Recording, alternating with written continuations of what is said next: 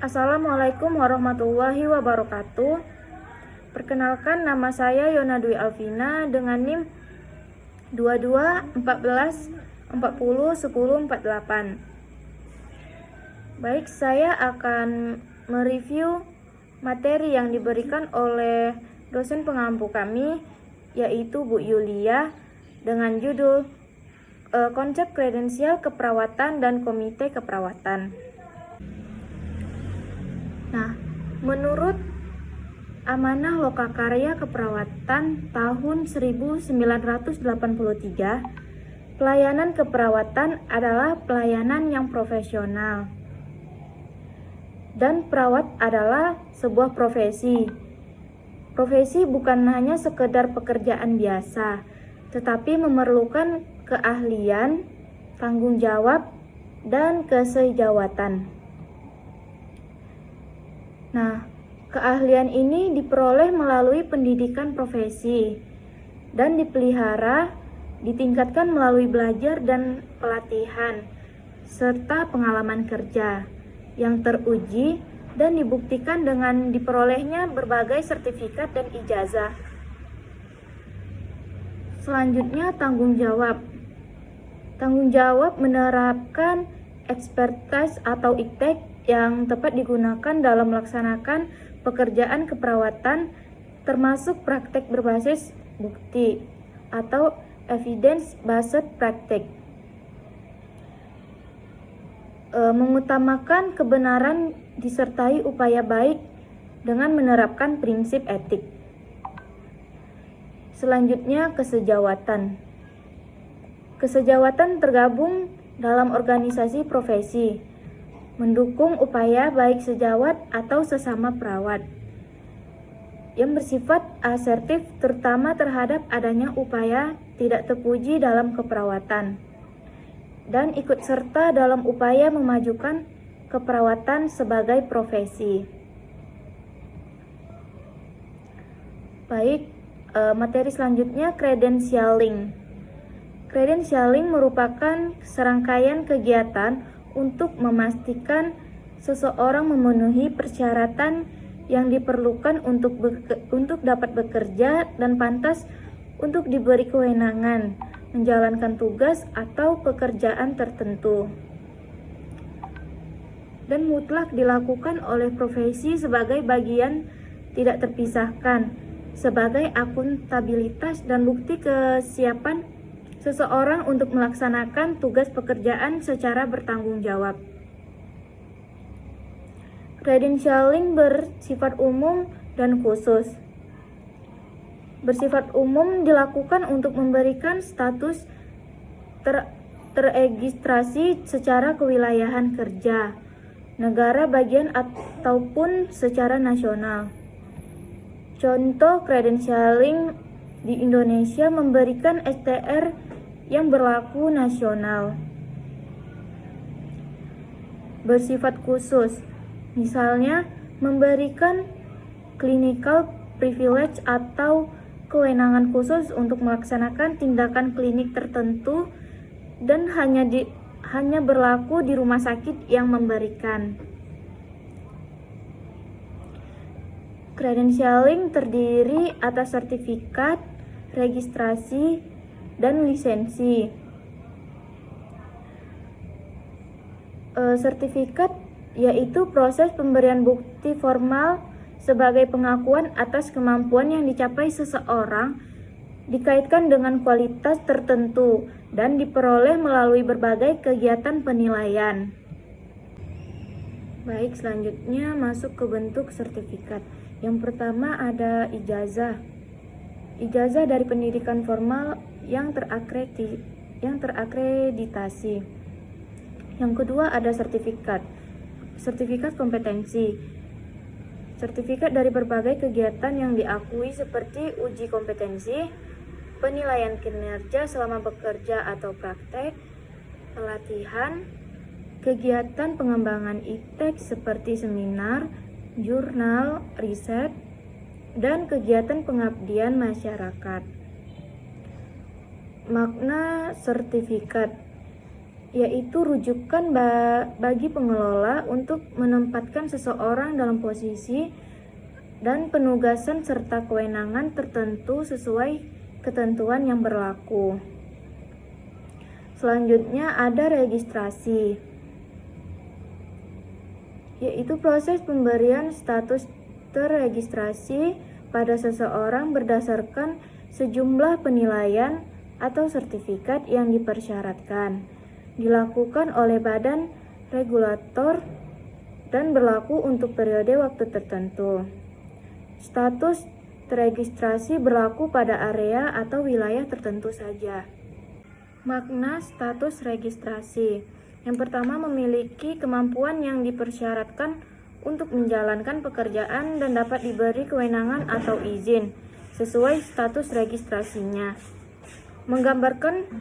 Yang kedua, menggambarkan status profesional atau berkualitas.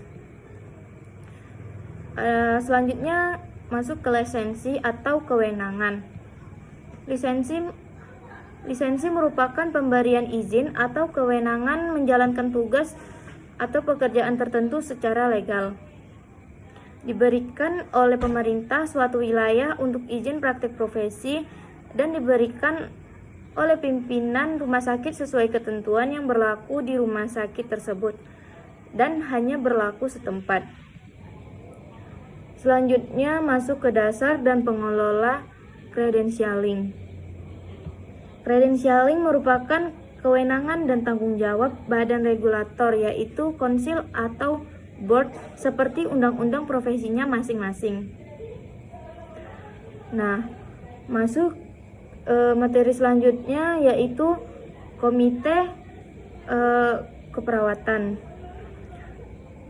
yaitu wadah non-struktural yang terdiri dari tenaga keperawatan yang bertujuan untuk memberikan pertimbangan strategis kepada pimpinan rumah sakit agar perawat di rumah sakit tersebut terjaga profesionalismenya melalui mekanisme kredensial, penjagaan mutu profesi, dan pemeliharaan etika serta disiplin profesi keperawatan.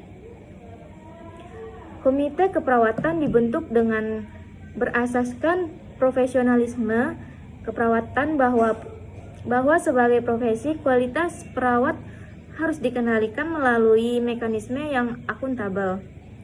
Setiap rumah sakit harus menetapkan komite keperawatan yang menjamin kualitas pelayanan dan asuhan keperawatan guna melindungi pasien.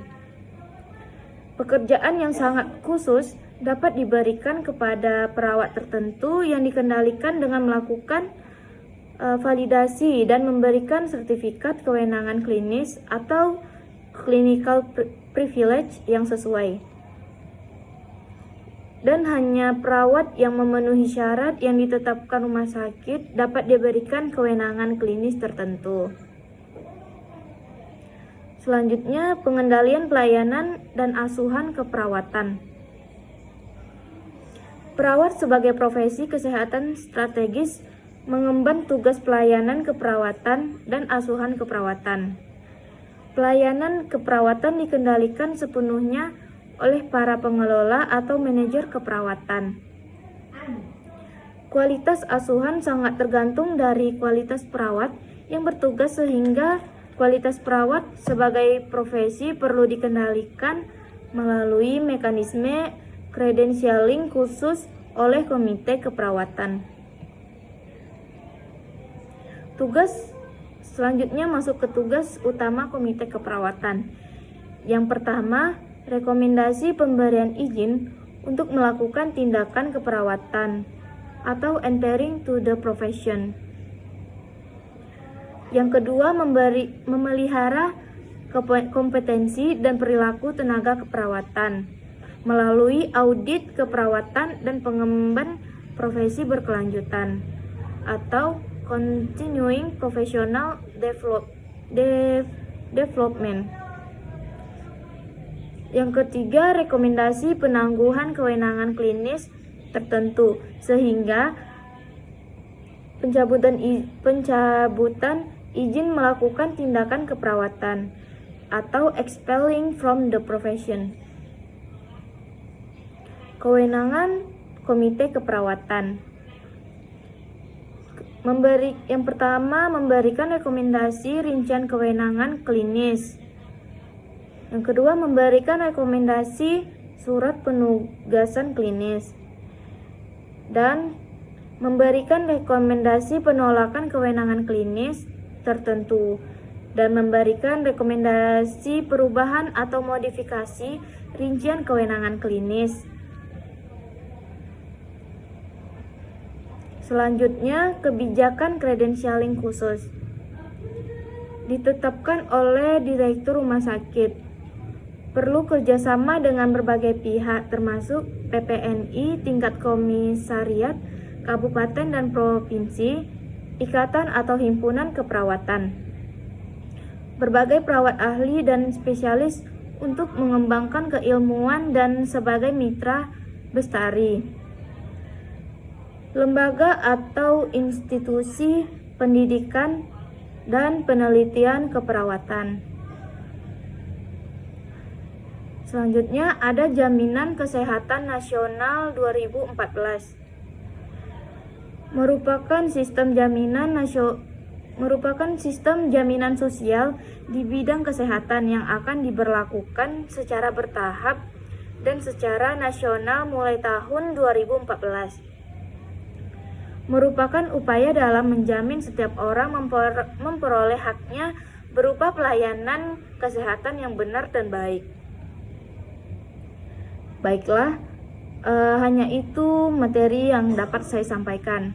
Nah, dapat kita simpulkan bahwa perawat sebagai profesi berpotensi untuk menentukan kualitas pelayanan kesehatan. Dan perawat perlu menjaga profesionalismenya sebagai profesi melalui berbagai mekanisme termasuk credentialing yang dilakukan secara umum atau nasional maupun secara khusus di tempat kerja. Konsil Keperawatan atau pemerintah merupakan lembaga yang mengkawal sistem credentialing secara nasional, sedangkan Komite Keperawatan Rumah Sakit mengkawal sistem credentialing secara khusus di masing-masing rumah sakit.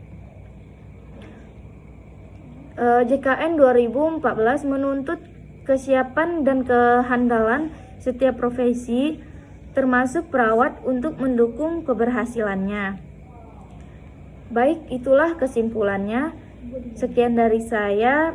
Lebih dan kurangnya saya mohon maaf. Saya ucapkan wassalamualaikum warahmatullahi wabarakatuh. Terima kasih.